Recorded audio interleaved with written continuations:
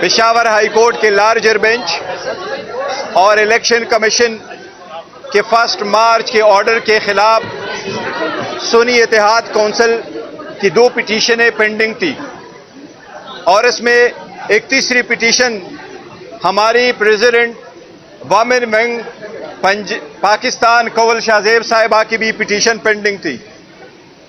ये election commission का वो ऑर्डर था जिसमें इलेक्शन कमीशन ने वमेन और नॉन मुस्लिम की रिजर्व सीटें सुन्नी इत्तेहाद कौंसिल को रिफ्यूज़ कर दी थी और हमारी वो रिजर्व सीटें जो 11 नॉन मुस्लिम की थी और 67 वमेन की सीट थी, ये टोटल 78 सीट्स दूसरी पार्टी को अलोकेट कर दी थी।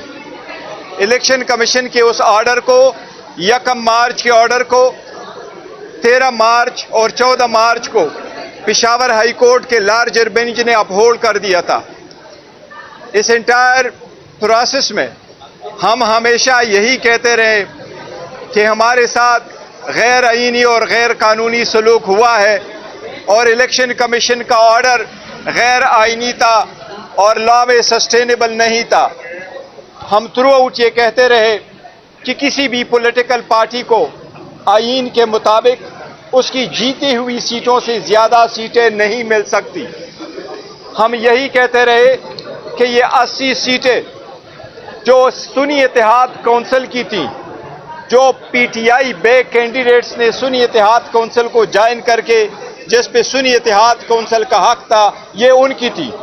लेकिन इलेक्शन कमीशन ने 4 मार्च को ये सारी सीटें दूसरी पार्टी को अलोकेट कर दी थी, वो नेशनल असम्बली में भी और तीनों प्रोविंशियल असम्बली में भी, सिंध, पंजाब और केपीके असम्बलीज में। पंजाब, सिंध और नेशनल असम्बली में वमेन और नॉन मुस्लिम ने ओथ उठाया था, जबकि हमारा यही स्टैंड था कि सुप्रीम कोर्ट फैसला करने दे। इसी वजह से केपीके में रिजर्व सीटों पे वोट नहीं लिया गया था। आज अल्हम्दुलिल्लाह सुप्रीम कोर्ट ने लीव ग्रांट कर दी है। इलेक्शन कमीशन का ऑर्डर 1 मार्च 2024 का और पेशावर हाई कोर्ट के लार्जर बेंच का ऑर्डर 14 मार्च 2024 का सुप्रीम कोर्ट ने सस्पेंड कर दी है। सुप्रीम कोर्ट ने अल्हम्दुलिल्लाह ये भी डायरेक्शन दी है कि यह 78 मेंबरान साहिबान जो सीटों पे पार्लियामान आए हैं या असम्बलियों में जा चुके हैं, वो आइंदा किसी भी कानून साजी में वोट का इस्तेमाल नहीं करेंगे।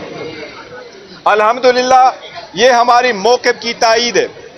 हमने पहले मर्तबा पहले दिन जिस वक्त नेशनल असम्बली का इजलास हुआ तो वोट उठाने से पहले हमने ये पॉइंट आउट कर लिया था कि सबसे पहले ये पार्लियामान उन लोगों से कंप्लीट हो जिनका ये हक बनता है।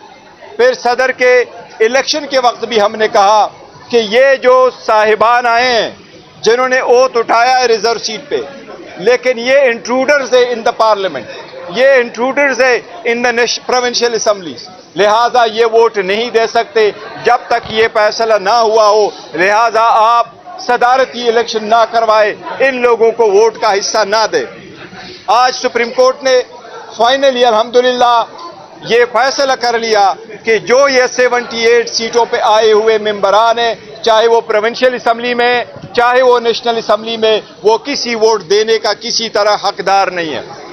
अल्हम्दुलिल्लाह इसके साथ जो आप सुनते चले आ रहे थे कि हुकूमत आईन में तरमीम करने जा रही थी, वो अपनी 2/3 मेजॉरिटी इन सीटों के बिना पे दिखा रही थी।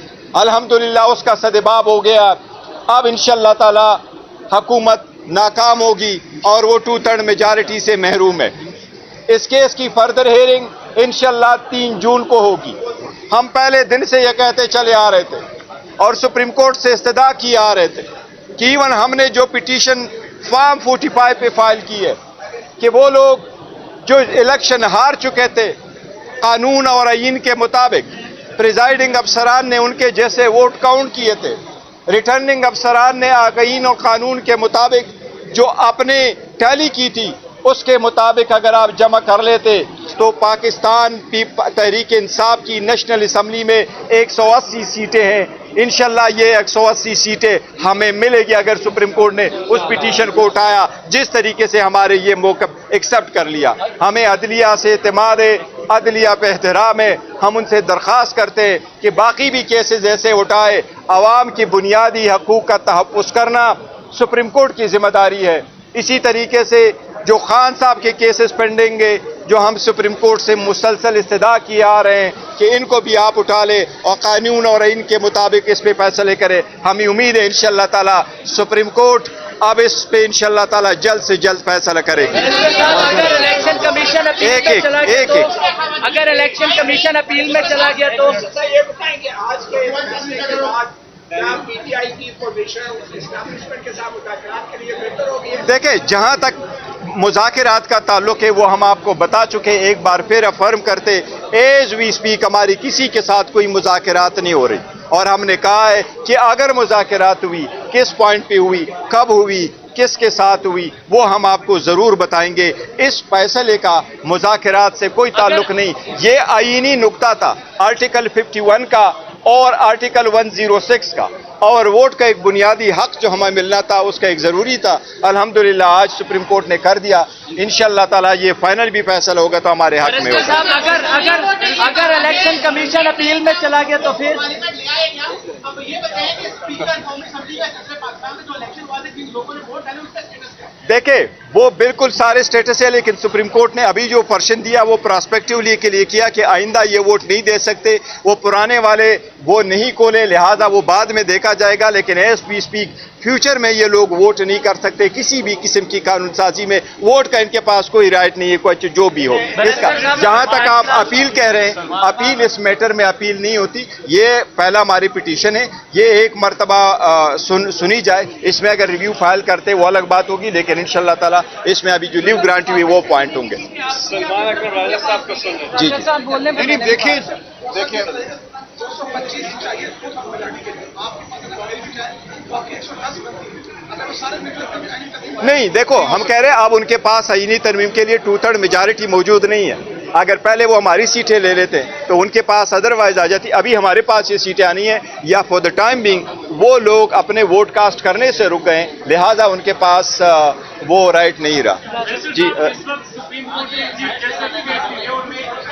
کی باتیں چل رہی ہیں، آپ کا بطور پارٹی چیئرمین دیکھیں، میں as a party chairman Pakistan Tehreek Insaf کا موقف یہی رہا ہے، ہم عدلیہ کو آزاد دیکھنا چاہتے ہیں، انڈیپینڈنٹ دیکھنا چاہتے ہیں۔ یہی ریزن ہے کہ جو جج صاحبان کا لیٹر آیا ہے اس کو بھی ویگورسلی ہم کرتے ہیں، ہم ججز میں فرق نہیں کرتے، لیکن آئینی ترمیم کر کے پہلے سے ہم کہتے چلے آ رہے ہیں کہ ایک پرسن بیس لیجسلیشن نہیں ہونی چاہیے، مچ لیس کہ آپ کنسٹیٹیوشن میں امینڈمنٹ کریں، ہم اس کو کسی صورت سپورٹ نہیں کر رہے ہیں۔ کسی بھی جج کو اس کے ٹرنیور میں ایکسٹینشن کسی صورت نہیں ہونے چاہیے۔ جو آرٹیکل 175A جو 18ویں ترمیم کر کے یہ فیصلے ہو چکے تھے، اور اس کے بعد 21ویں ترمیم، یہ میٹر اب وہ نہیں ہونا چاہیے، ٹچ نہیں ہونا چاہیے، ہمارا موقف ہے۔ راجہ صاحب بول رہے ہیں۔ آپ پارلیمان کی بات کر رہے ہیں، گزشتہ دور میں جب آپ نے استعفے دیے اس کے بعد عدالت میں آپ سب لوگ گئے، اسپیکر نے کہا کہ میرا ڈیسیژن فائنل ہوگا، آپ استعفے دے چکے، اب آپ کے ممبرز نے وہاں پہ جا کے الگ لے لیا، اسپیکر وہ کہہ رہے ہیں کہ ان کے الگ قبول ہیں، پارلیمان کی بات مانی جائے گی یا پھر نہیں؟ دیکھیں، اسپیکر اوتھ کی بات نہیں ہے نہ۔ اس وقت جو ہم نے کہا تھا تو ہم اسپیکر کو ایک رائٹ ہوتا ہے، وہ دیکھ لیتا ہے، ڈیسائیڈ کرتا ہے کہ اس نے اگر اپنی مرضی سے ریزائن کیا تو وہ اس کو ایکسیپٹ کرتا ہے۔ اوتھ انہوں نے لیا ہے، جو MNA صاحبان نے ووٹ لیا ہے، لیکن جس آرڈر کے بنا پہ انہوں نے لیا ہے وہ الیکشن کمیشن کا آرڈر 1 مارچ کا ہے، اس لیے 1 مارچ کا order to this extent suspend ہوا کہ وہ اب آئندہ پارلیمان میں ووٹ میں حصہ نہیں دیں گے۔ سلمان راجہ صاحب اگر کچھ کہنا چاہتے ہیں تو۔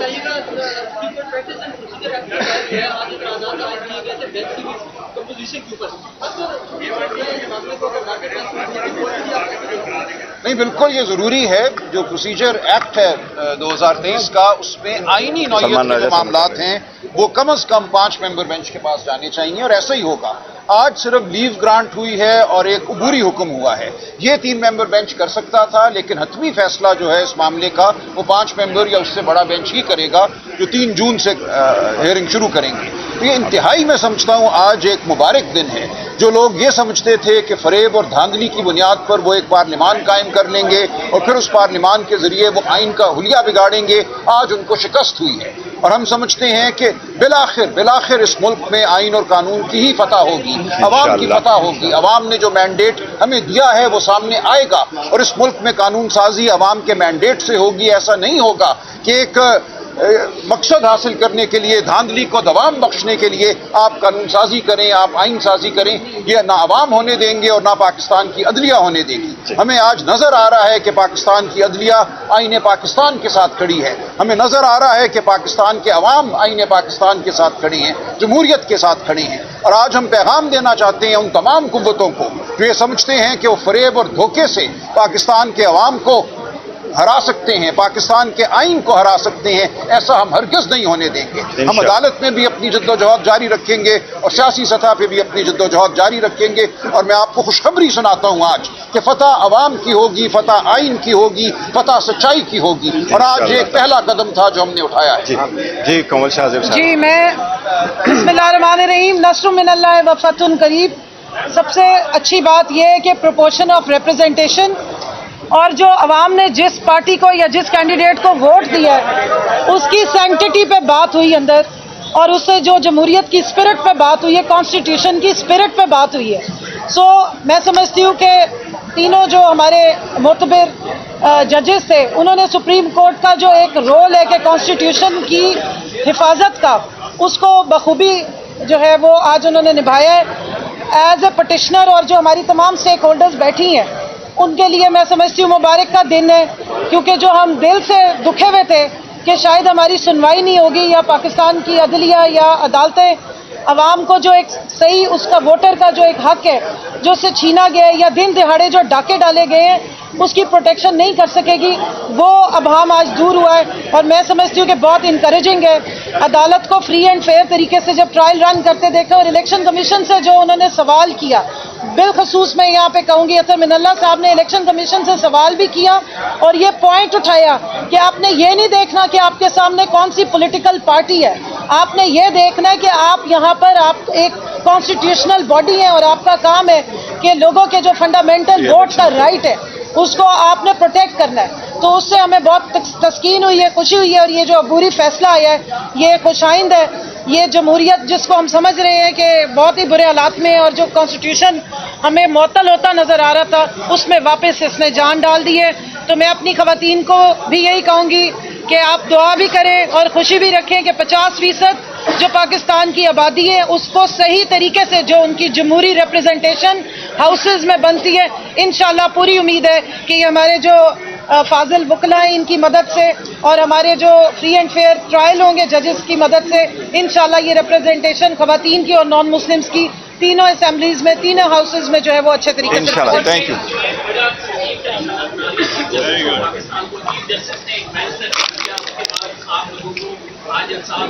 کمیٹی نے دیا.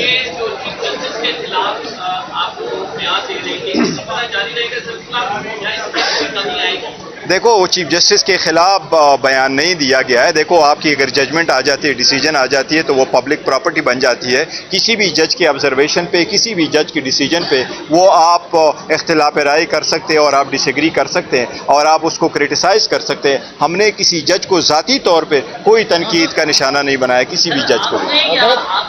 ہماری پارٹی نے بھی کسی نے نہیں کہا. دیکھیں باضابطہ میں آپ کو بتاتا ہوں، باضابطہ پریس کانفرنس کی ہے، بالکل کی ہے انہوں نے. میں یہ کہہ رہا ہوں کہ کسی بھی جج کی ڈیسیجن کو، اس کی آبزرویشنز کو وہ آپ کرٹیسائز کر سکتے ہیں، اس سے ڈس ایگری کر سکتے ہیں، لیکن ذاتی طور پر ہم نے کسی بھی جج کو پرانے والا نہیں ہے. جو ان کے گھروں تک جاتے تھے اور ان کے مدر ان لاس تک جاتے تھے، کبھی کسی نے ایسا وہ نہیں کیا. شکریہ جی آپ کا. Thank you. فیصل صاحب کو بھی بات. میں یہاں یہ بات کہوں